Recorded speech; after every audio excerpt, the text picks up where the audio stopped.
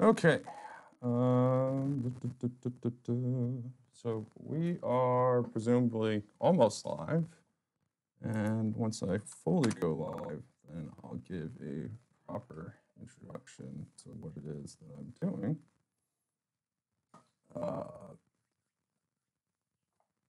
Okay. Looks like we are indeed live. Okay. I'm going to have to edit that first part out. But so this video is going to be a tutorial for Microsoft Teams. I've been doing a whole bunch of stuff the last couple of days, playing around with some of the new tools that we have in the Microsoft ecosystem that we have on campus now. And one of the interesting tools is what's called Microsoft Teams. So I'm going to show you how this works. I think it'll be a really good thing to integrate into our classrooms. So we swap on over. This is the main hub of Microsoft Teams. And so what I did was I created what's called a team. It's basically a folder that you're a part of. And in this folder, there's a whole bunch of, I think what they call sections or topics. And so you can see that there's one for general. This is basically what this app allows you to do is it allows you to set up chat rooms where you can share material. And so if I'm in the general chat right now, I just say hi, and there I am. Now, what's interesting about this is because I have this system of tabs here, what I can do is I can set up tabs for specific content or specific tasks that people are working on together. So for instance, if we're doing something in the department that, say, search committee is doing something for finding new graduate students or something, you can create tabs in the team in order to have that directed conversation. And if you have something that's a private conversation, so if this becomes the general University of Cincinnati Department of Physics page, then we don't really want to talk about graduate student grades or things like that in these tabs. We wouldn't want to add something down here, but what we can do is we can just create a brand new team. So I could go create new team, and I can say, okay, well, this is going to be graduate student grade discussion. Okay. And this one's private, so only somebody can, only the owner can add people. And so when I create this team, then I have this this new team, and then I can add members if I like. I'm not going to do that. In fact, I'm just going to delete this one right away because this was just an example. Okay. So that gives you some idea of what the primary reason for wanting to use the app is, but let's kind of go into more detail with some of the things that you can do with it specifically. And so, like I said, I had this example of a content section here where this is just to upload my, text that I was working on. And so what I would do is I would name this this tab, instead of just content section example, I'll change it back so that you guys know what this is. But I can change this channel to the textbook. Okay.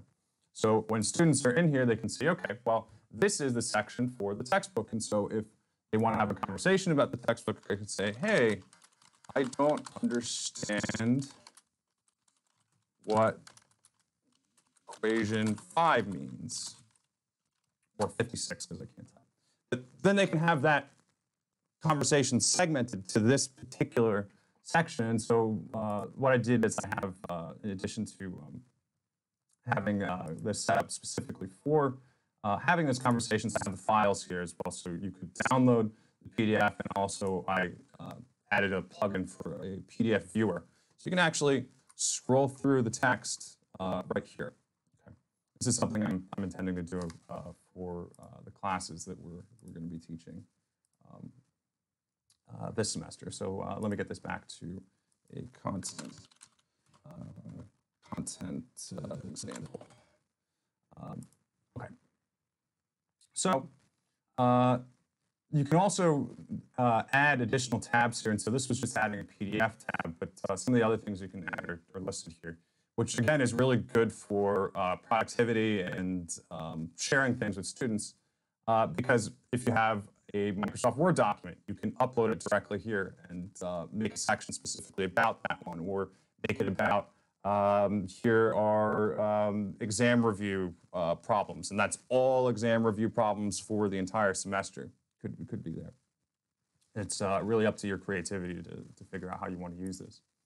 Okay, now let's talk about 3 sections that I made that are specifically meant to be used by us as we're looking at this piece of software. The first one is a Microsoft Onenote tutorial.